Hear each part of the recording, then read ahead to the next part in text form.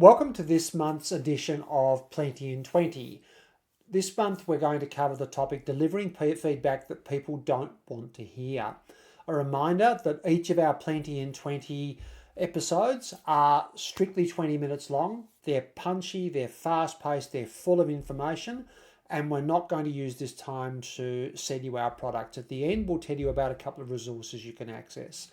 So the first thing, as we get into this webinar, is to recognize that feedback is critical. Now, we know that intuitively. Every leader we speak to knows that intuitively. But why? Well, feedback does a couple of things. It reinforces performance and behavior. And what we want it to be doing is reinforcing performance and behavior that aligns with the culture we want to create.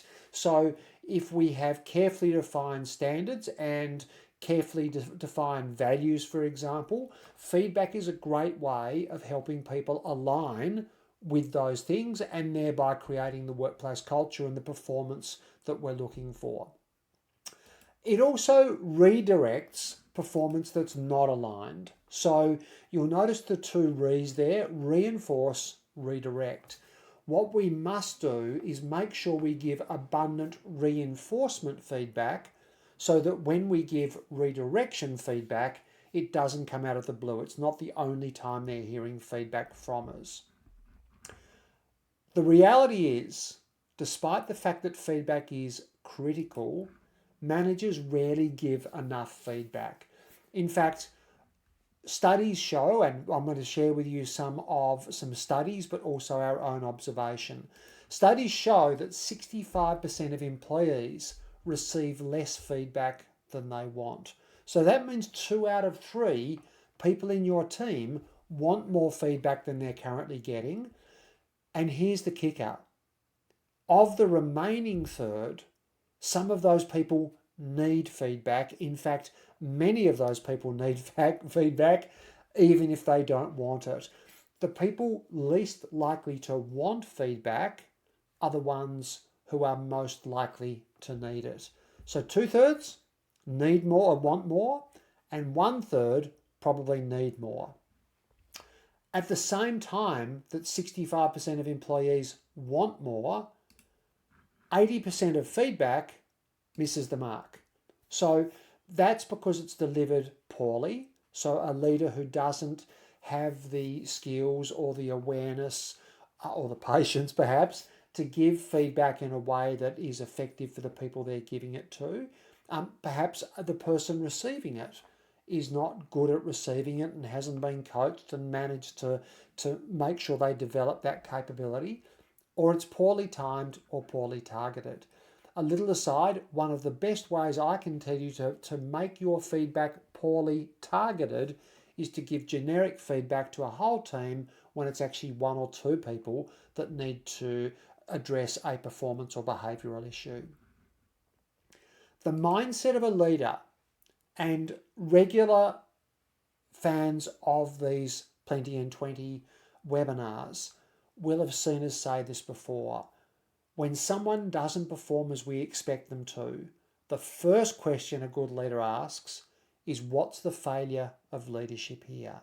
So rather than looking at what's wrong with the people, if we look in the mirror and say, what could I change? What could I adapt in my leadership style?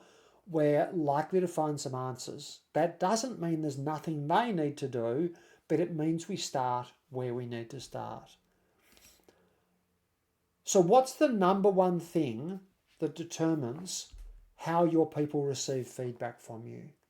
And I know that out there as you listen to this, you'll be coming up with all sorts of answers. You may come up with the one that I've got on the next slide, but it's more likely that you'll come up with answers like, well, how well it's delivered, and is it delivered at the right time? Is it delivered in an understandable way? Is the person receptive to the feedback they're hearing? All of those things are important, but they're not the number one thing that determines how well people receive feedback from you. The number one thing, cut and dried, far and away, is this: how well you receive feedback from them. In other words, if you're creating a culture in your team, in your broader organization, depending upon the level you work at, in which feedback is seen as normal and positive, then people will learn to accept it well from you. But if they see you resist feedback, and that could be when they come to you with an idea and you just shut them down. That's not how we do things. Or they come to you and say, I wasn't comfortable with the way something happened, and you make excuses or become defensive. That tells them that feedback around here is an issue, and they start to mirror that behavior. So if you want people to receive feedback from you, work really hard on the way you receive feedback from them. Once you do that, here's some things that you can do that will specifically help your feedback land better. So the first of these is to normalize feedback. So in your organization or team, is feedback an event? Is it something, the drums roll and the people brace themselves? You can hear that collective sound of breath being drawn in. Or is it just something that happens all the time? The problem when feedback isn't given frequently, and particularly when feedback's only given for redirection rather than reinforcement, is that it feels like it's unusual and it feels like it's a threat to people. So what we need to do, the way to normalize feedback, firstly is to make sure you hear it really well yourself, you accept it really well. And the second is to work on what we call micro feedback. So this is not saving things up on a list somewhere that you're going to raise in a performance review. Terrible idea, by the way. If there's an issue, it needs to be addressed now. If someone's doing something well, they need to be reinforced now. So it's not that sort of saving up of feedback. It's not the massive feedback that they need to get that their performance is completely inadequate. This is microdoses of feedback. It's in the moment, on the job. It's noticing someone doing something really well, or it's noticing someone slightly off track. And instead of having to say, can I give you some feedback and book a meeting room and have a note taker and witnesses and all that sort of stuff, it's saying, hey, I noticed what you did there. Walk me through it.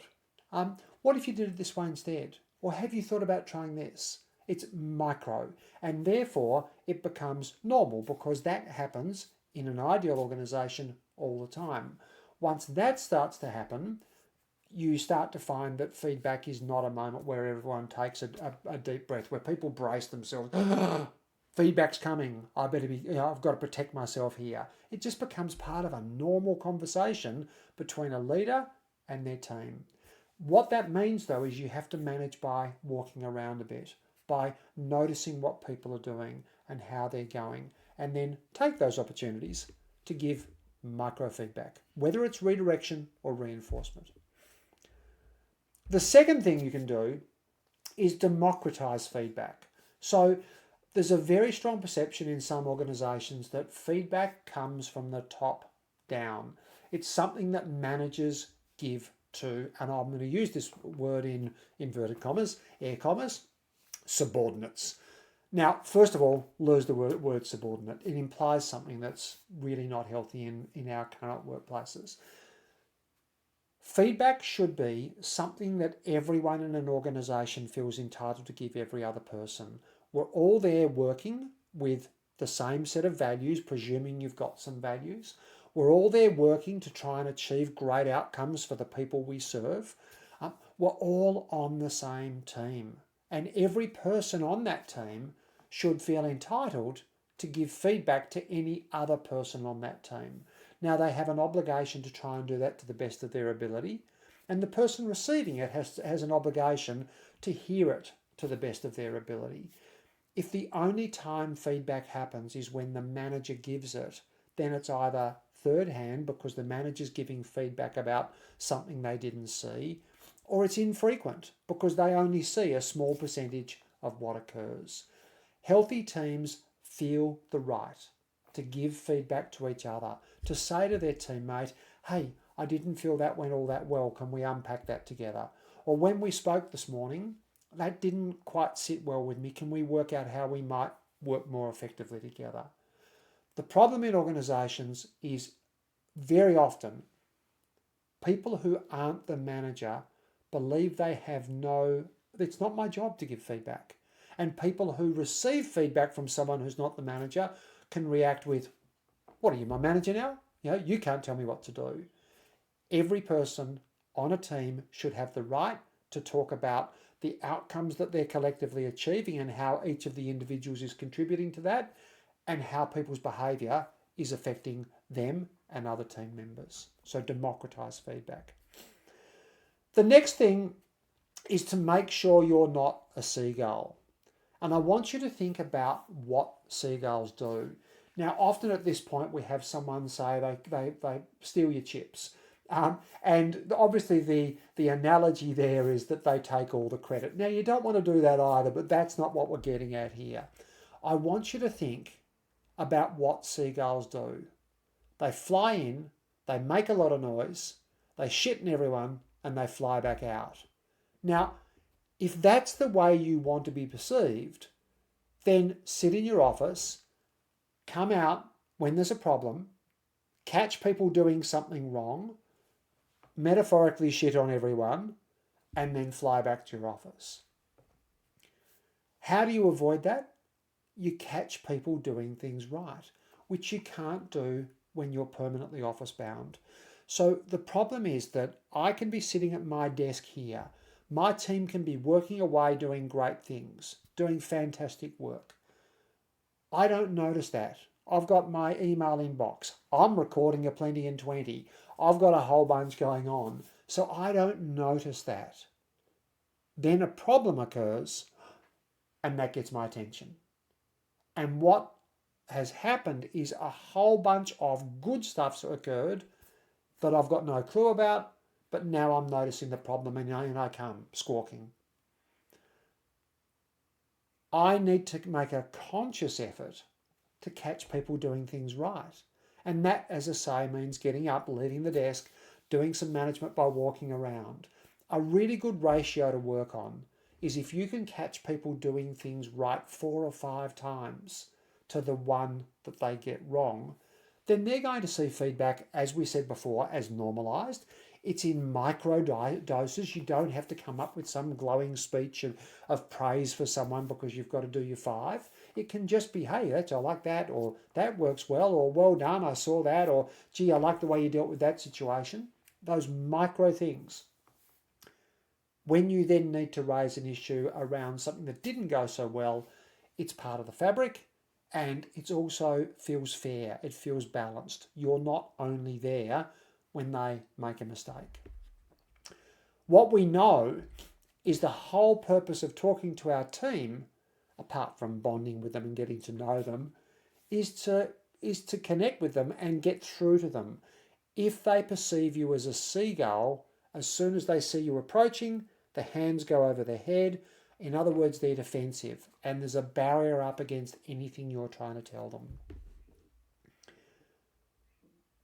The next thing you can work on is what we call the bookends of exceptional performance. These are the 2 things that are most closely tied to whether people perform at a high level or not.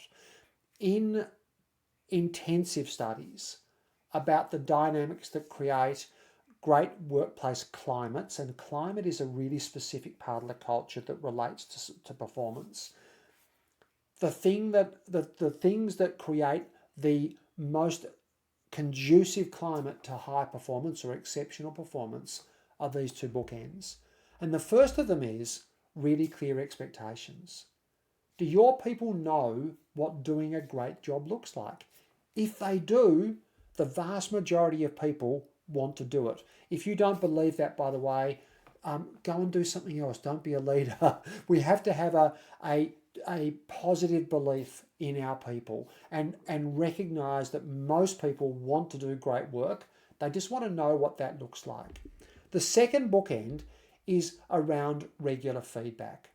Now, the reality is people receive less feedback than they want, but they also are less clear than we believe they are. That's the subject of another Plenty in 20. We're going to give you one simple framework here around giving feedback that's highly effective. So this is called the guidance challenge model. And the feedback that you can give is either high or low on guidance, which is the amount of information you give about the performance or behaviour, and high or low on challenge, which is how confronting or direct you are in what you say.